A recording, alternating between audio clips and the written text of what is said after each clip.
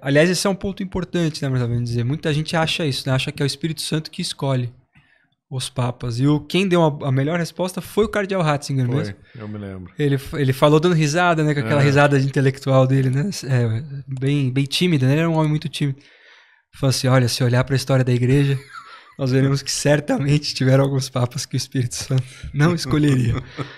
E ele diz que o Espírito Santo age assim no limite as portas do inferno não prevalecerão. Então, não vai acontecer nada que destrua a igreja. Acima disso, a liberdade dos cardeais é total. Então, é assim que o Espírito Santo não precisava ter votação. Botava lá um papel, parecia escrito. Não. Enfim. Aí a segunda votação que fica séria. Então. Porque aí já é no dia seguinte. Então eles tiveram a primeira votação. A homenagem sai de cena. Bate pau, viu quem e aí os nomes sérios começam a aparecer. Aí eles não deveriam se comunicar, né? Mas nos corredores eles vão andando. Tem cartas do João Paulo I para a família dele, que ele escreveu antes de começar o conclave, dizendo, fui sorteado para a cela 60 da Santa Marta, onde ficam hospedados os cardeais. Do meu lado tá o cardeal de Jacarta, do outro tá o cardeal de não sei onde. Não fala a língua deles. Não tenho com quem conversar aqui, tô isolado. Ou seja, eles conversam ali. E agora, com o celular, olha, eu acho que é o primeiro conclave que de fato pode ter mesmo uma interferência externa. Porque o que garante que esses homens não vão olhar telefone na cela deles? Nada. Tem como, é só a palavra deles, mas a gente sabe que para muitos ali isso não basta. Vale nada. Então pode ser que tenha mesmo influência. Traz uma informação de fora, leva aquilo no... Porque a votação em si, ela não é exatamente rápida, porque tem um processo longo, né? Lê em voz alta, fura o papel. Agora, também não é que ela demora 6 horas de manhã e 6 horas da tarde. É mais rápido do que isso. Então eles conversam, né? Tem os debates entre as votações, tem os corredores, tem ir até a Santa Marta e voltar, eles vão trocando figurinha. Então, dessa primeira votação para o dia seguinte, tem muita conversa, né? Porque eles já viram qual é o terreno. E acho que por isso até que os últimos conclaves foram rápidos, né? Tanto de o que elegeu o Papa Francisco quanto do Bento XVI. Muito provavelmente, se mapeou o terreno, se organizou a coisa ali e resolvido, votado, né? Se diz até que na eleição do Bento XVI, na penúltima votação, ele não tinha os votos, óbvio, senão teria sido a última, mas ele não tinha os votos, e aí aquela turma lá de São Galo, né, da Suíça, mágico, apelidado de máfia de São máfia de São Galen ali, o abordou e falou, se o senhor isso, ninguém sabe o que é, se o senhor fizer isso, o senhor está eleito na próxima votação, eu te dou os 9 votos que faltam. Alguma coisa assim. E foi eleito na votação seguinte. O Papa, claro, um cardeal pode fazer esses arranjos, mas a partir do momento que ele é eleito Papa, ele está absolutamente desobrigado a cumprir qualquer acordo que ele fez antes. O Papa não está adstrito a esses acordos. Está absolutamente dispensado de cumprir esse acordo de quando ele era cardeal, né? Então, esse foi a votação de Joseph Ratzinger. Então ele era favorito e ganhou, né? Então tem o outro adágio, né? Que entra cardeal, sai papa. Entra papa, sai cardeal. Ele entrou papa, saiu papa. Ele era mesmo favorito. Acho Pio XII também. Pio XII também era favorito, né? Papa Francisco não era. João Paulo II também não. João Paulo I também não, ainda que já se tivesse encaminhado. Então pode ser que sim, pode ser que não, né? E o que se diz é que o segundo colocado... Imagina, por isso que eu não lembrava. Quem foi o segundo colocado no conclave do Bento XVI foi o Papa Francisco. Foi o cardeal Bergoglio. Agora falando aqui, nós lembramos. Ele diz, palavra dele, mas enfim, que ele foi usado. O que o Papa Francisco dizia era isso. O pessoal lá me usou porque eu era lá muito simpático, conhecia todo mundo, para eu ter bastante voto, para ter uma margem de manobra ali para vender um apoio para o Bento XVI. Mas que o Bento XVI ia ganhar, todo mundo sabia. Mas me usaram ali, né? E ele diz daquele jeito dele, eu fui o segundo ali por acidente. Podia ser qualquer outro. Ele falou se ele votou no Ratzinger? Não falou. Boa pergunta. Não que eu tenha visto ele comentar. Mas ele diz, não tô assim, foi o meu nome ali, mas ninguém esperava que eu ganhasse. Era só pra ter só pra não votar no que tava ganhando e poder ter a negociação. E aí é curioso, porque aí, mesmo ele tendo sido o segundo e ele participando do conclave seguinte, ele não chegou em 2013 como favorito. Foi um conclave muito diferente, porque foi um conclave com o Papa vivo. Foi... Então, agora... Tava com a sombra do Ratzinger. Pois é, ao mesmo tempo que o Ratzinger, muito correto, ele certamente não se envolveu muito ali. Ele queria o Ângelo Scola. Ele renunciou pensando, bom, eu vou renunciar porque assumo Scola, aí ele toca as coisas aqui que nem eu tô tocando, mas eu não dou conta. É o que se diz, né? E o Scola ficou em segundo nessa votação? Ficou em segundo. Só que o Papa Bento XVI, muito ingênuo, beira a ingenuidade, né? Não dá pra... Também não vou afirmar isso. Mas ele só queria que fosse o Scola, ele não fez mais nada para ser o Scola. Aí não adianta, né? Não adianta. Então o Scola até tinha os votos ali, quem era mais ligado ao papado atual. Então, o Scola era o candidato de situação, digamos assim. E caiu pro cardeal Bergoglio, seu de oposição. Era um nome que já vinha, né? O que se comenta muito hoje, que é uma tática que estão usando de novo, que é a de lançar uns nomes que ninguém quer, para falar, não, mas esse daqui é muito extremo. Não tem um nome melhorzinho? E aí a pessoa escolhe. Que já era o verdadeiro. Já era o que ele queria desde o começo. Então você joga uma opção ruim, o sujeito escolher o que queria desde o começo. E dizem que foi meio isso. Eles colocaram ali uns nomes.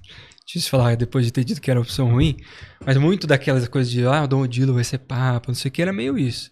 Oferece um sul-americano. Também teve o Cláudio Umes também, né? O Cláudio Umes participou também. Quem figurou como papável na época foi Dom Odilo. Consta que ele teve na primeira votação 4 votos e depois mais nenhum. Morreu. Diz que tinha até nome, né? Seu Paulo VII, né? Disse, né? Mas enfim, tudo que envolve o conclave tem um pouco de verdades não verificáveis. E ele... mas o candidato que eles queriam mesmo era o candidato da máfia de São Galo, que estava armado para ser, era o cardeal Bergoglio. E aí ele ganhou também no segundo dia, na quarta votação, com o Ângelo Scola ficando em segundo. Foi bem votado, né? Consta que ele... quantos cardeais nessa eleição? 115 cardeais. Já eram bastante, né? 115 de mais ou menos 40 países. Agora a gente vai ter 135, não vão todos, de 71 países. Então vai ser um conclave bem diverso. Já falamos. E a Europa ficou diluída, né? Ficou diluída. Tinha isso, né? Tinha um peso muito grande ali dos europeus. Eles escolheram lá o Papa Francisco, ele aceitou. Aí também as histórias de... Essa Dom Umes contava, é que eu acho que ele não entendeu bem a história. Porque ele estava sentado ao lado do cardeal Bergoglio, da Capela Sistina. Então, quando o cardeal decano veio perguntar para ele, o senhor aceita? Aceito. E que nome escolhe? Aí ele escolheu Francisco. Não, aí, quando ele foi eleito, quando saiu o número de votos mínimo, né, que ele tinha que ter para ser eleito, já bateram palma, não sei o quê. E o Dom Umes conta que nessa hora ele dá um tapinha ali na perna do cardeal. O cardeal Bergoglio fala assim, não se esqueça dos pobres. Eu vi essa história. Essa que foi divulgada. Não se esqueça dos pobres. E aí, na hora de escolher o nome, o Papa Francisco dizia, nossa, aquilo que ele falou de não esquecer dos pobres me marcou muito, então eu escolhi Francisco. Foi uma decisão intempestiva. O que é bem a cara do Papa Francisco mesmo. Mas o que todo mundo conta assim é que o Papa não entendeu muito bem. Que o Dom Umes estava dizendo, não esquece dos pobres, naquele sentido, agora você vai para Roma, não esquece dos amigos. Não esquece dos pobres aqui, não esquece dos pobres aqui no Brasil, me leva junto, né? Acho que foi nesse sentido que ele falou. Não, mas isso é piada, né? Não dá para saber. Pode ser que tenha sido num outro sentido mesmo. Mas o Papa Francisco escolhe o nome de Francisco e aí marca muito quando ele vai na bancada fazer o Urbi Orbi e ele diz que escolheram o Papa do fim do mundo, né? Essa aí foi uma frase misteriosa.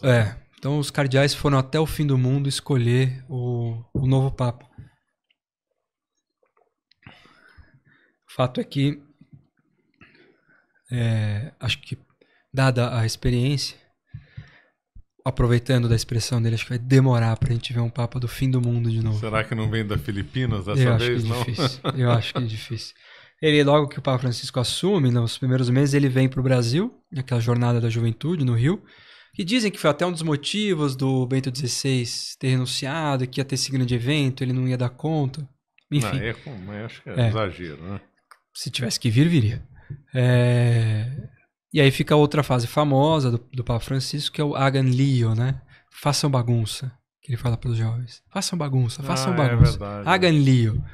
Que falam que podia trocar o lema do brasão pontifical dele, né? Saiu, acho que o lema dele é Miserando ad che legendo. Podia trocar por Hagan Lio, né? Façam bagunça. Né? Marcou bastante. Então, o que se viu nesses últimos 2 conclaves aí do século XXI foram os conclaves rápidos, com muito menos cardeais do que vai ter agora, de menos países do que vai ter agora.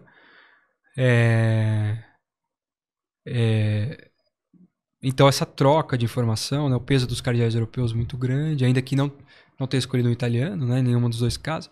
Aí também tem uma coisa que o pessoal fala, né, o Papa Francisco era argentino. Italiano quase, né?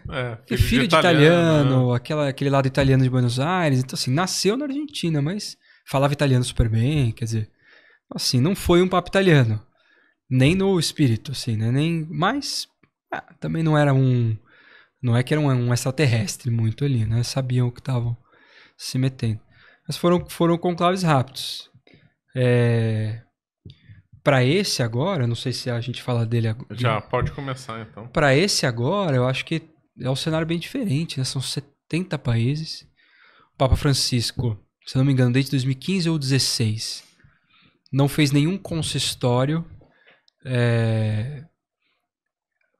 ordinário, ou seja, que vão os cardeais se encontrar, se conhecer, conversar. Ou seja, esses homens não se conhecem.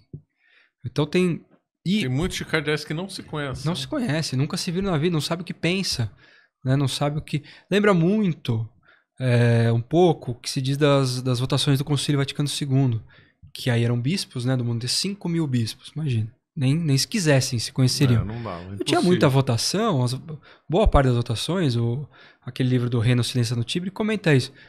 O pessoal lá ficava no canto esperando ver o que a turma ali ia votar. Votou a favor? Para votar a favor. E todo mundo votava a favor também, porque não sabia o que estava acontecendo, o que era para votar.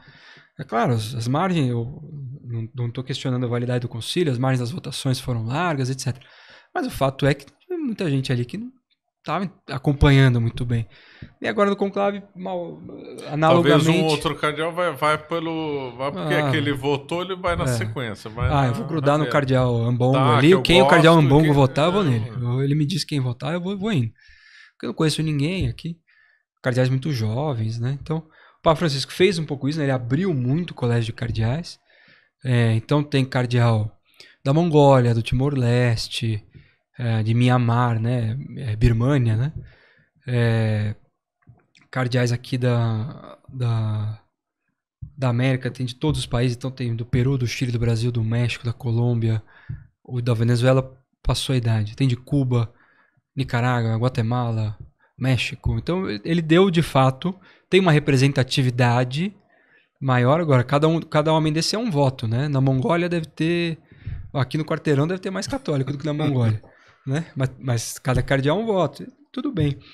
Uma outra coisa que todo mundo que é importante desse colégio cardeal, colégio cardinalício, é que muita gente pensa que, bom, se o Papa Francisco escolheu o cardeal pensa que nem ele. Só que o Papa Francisco é um pouco mais complexo do que isso. Ele não dividia as pessoas em progressista conservador, ou direita ou esquerda, ou ambientalista ou não. Era um pouco mais simples do que isso, mas que torna a coisa mais complexa na prática. Ele dividia as pessoas em pessoas que eu gosto, pessoas que eu não gosto. Então, só que o critério de gostar ou não do Papa é bastante subjetivo, né? Talvez um critério de conservador e progressista seja mais fácil de definir. Então, o caso o mais interessante que tem, ele fez cardeal agora, no último consistório, um cardeal da Índia, de rito Ciro Malabar, cardeal, como é que fala o nome dele? Kovacs, alguma coisa assim. Qual é com K o sobrenome dele? Que é jovem, tem assim 55, 56 anos. Tá cardeal bem jovem, né? Que era o mestre de viagem dele. Então cuidava de horário de avião, de onde que vai ficar hospedado, que horas que vai visitar Córcega. Mas fala, não vai pôr a missa de manhã que é muito quente, põe a missa no fim do dia. Cuidava dessas coisas, das trivialidades ali, dos ajustes cerimoniais das viagens do Papa. E na viagem do Papa, ele ia sentado do lado do Papa, na frente do Papa ali no avião, e ficaram amigos. E o Papa Francisco adorava ele, achava ele um sujeito interessantíssimo, assim. E o fez cardeal. Eu confio nele, eu gosto dele, eu vou pôr ele de cardeal. Ele acertou meus horários, minha agenda ficou boa. O sujeito é conservador até não poder mais.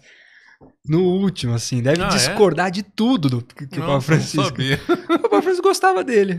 Então eu vou pôr de cardeal. Tem muitos, assim, tem muitos cardeais conservadores. Cardeal. Bom, esses africanos, muitos que ele escolheu, tem um lado bem conservador, enfim. Então, também assumir de pronto que vai ganhar o candidato, a maioria do colégio cardinalício foi o Papa Francisco escolheu, então não tem jeito. Vai ganhar um que, pro bem ou pro mal, vai ganhar quem ele gostaria que ganhasse. Não é necessariamente verdade, né? Ele indicou 90%, 80% desse colégio cardinalício. Mas a minha resposta seria, mas o conclave que elegeu o Bergoglio foi 100% escolhido por Bento XVI e João Paulo II. E ele não tem nada a ver com os dois. Se fosse uma regra isso, os pontificados seriam todos iguais. Eles são muito diferentes. Muito diferentes. Muito diferentes. Né? Essa regra não conta. E é uma coisa que nós estamos vendo já agora, nesses primeiros dias. Rei morto, rei posto. Agora ninguém deve mais nada ao Papa Francisco. Acabou. Não tem mais esse vínculo. Né? Então nós já vimos hoje, tem a cerimônia de transladação do corpo dele, da Santa Marta, para o Vaticano, foi em latim. As vestes litúrgicas do rito já foram bem diferentes do que costumavam ser. Então, aos poucos vão aparecendo sinais de, olha, eu também não... O Papa Francisco era o Papa Francisco, eu sou eu. Né? Pode sair coisa diferente dele, pode não sair também. Mas tem sinais dados, vão sendo dados ali. Tudo é sinal nesse momento, né? Tudo são recados que eles vão passando um para os outros ali de aonde que eu me situo nessa história, né? Quando o Papa Francisco estava muito mal no hospital, o cardeal Roche, né, que é o responsável pela liturgia, cardeal do rito, de Castéria dos Ritos, deu uma entrevista. Não, a missa em latim não tem problema.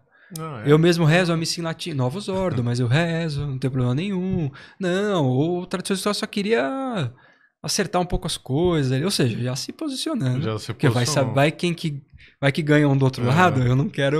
Eu gostei de morar em Roma, não quero ser demitido. Então, os cardeais vão emitindo esses sinais um para os outros. Um para os outros, dizendo a linha que ele pensa, né? Eu estou disposto, podemos conversar, né? Isso é negociável. Só que não tenho a cabeça fechada com isso. Então, essa negociação isso vai surgindo. Então, de fato, é um conclave muito imprevisível. Porque os cardeais não se conhecem, boa parte deles. São de vários lugares do mundo, então pensam de jeitos muito diferentes, né? O pessoal às vezes pensa assim, os cardeais africanos são conservadores. Eles são conservadores em temas morais. Em termos sociais, políticos, eles são bem progressistas até. As coisas de ecologia, de migração, eles estão bem num outro espectro. São mais rígidos com temas morais, né? Os cardeais da Ásia são mais liberais. Mais ou menos, né? Esse daí da Índia, né? Esse da Índia é conservador. E quando a gente fala Ásia, eu tô falando né? da Nova Zelândia até o patriarca dos caldeus em Bagdá. É gente totalmente diferente. Não dá para formar esses blocos muito uniformes assim. Então vai tornando a coisa muito imprevisível. Por outro lado, o que pode engessar o conclave é que, por outro lado, esse núcleo europeu-italiano que está na cúria lá é muito forte. São muitos cardeais, se conhecem muito bem, sabem muito bem como pensa, e certamente o Papa já estava no crepúsculo do seu papado há uns meses já, não só desde quando ele ficou doente. Já deu tempo para eles articularem. Eles já se articularam, certamente. Né? Aí... A gente pode pensar que eles vão querer que seja um italiano de novo. Exato. Né? Então, o que se imagina é uma coisa assim. Se de manhã no primeiro dia não vai decidir nada, né? Mas teve lá a votação única do primeiro dia. que eu tô imaginando que o conclave vai começar no dia 5 de maio. Porque o último dia do novendiário vai ser 4. Então, como eu não vejo dificuldade pros cardeais chegarem em Roma, não tem por que não começar dia 5. Mas deve começar dia 5 ou 6, né? Talvez dê uma pausa, dia 6 começa. Essa primeira eleição, do dia 5 ou 6, não vai decidir nada. A do segundo dia, 6 ou 7, se nós tivermos ali fumaça branca de manhã, ganhou um da situação. Porque é sinal de que eles já estavam super articulados. Chegou, votou, ganhou. Se chegar ali no final do segundo dia e não tem nada decidido, não saiu fumaça branca, é sinal que teve um impasse. A coisa tá travada ali. Que é boa notícia. O que é uma boa notícia. Sinal que aí aumenta muito a chance de ser uma terceira via. Né? Se for no final do segundo dia, talvez seja uma ala de não continuidade que se organizou bem e conseguiu vencendo as votações e formar o nome e levar. Agora, se não decidir no segundo dia, for pro terceiro dia, aí pode vir qualquer coisa. Porque eles começam a se cansar, começam a pensar em alternativas, né? E aí nunca aconteceu. Se der 3 dias sem decisão, no quarto dia não tem votação. Retiro. Não tem? Retiro, né? Retiro. Fofocaiada ali. Vamos resolver logo isso, não aguento mais. Dá pra imaginar a cena, né? Alguns cardeais mais santos, assim, indo pra capela rezar pro retiro. Eu falei, que rezar o quê? Vem aqui, vamos decidir quem vai ganhar esse negócio. Então, tem um lado bastante imprevisível aí. Você acaba de assistir um corte do Caravelas Podcast. Na tela está aparecendo o episódio completo e outro corte. Muito obrigado pela atenção.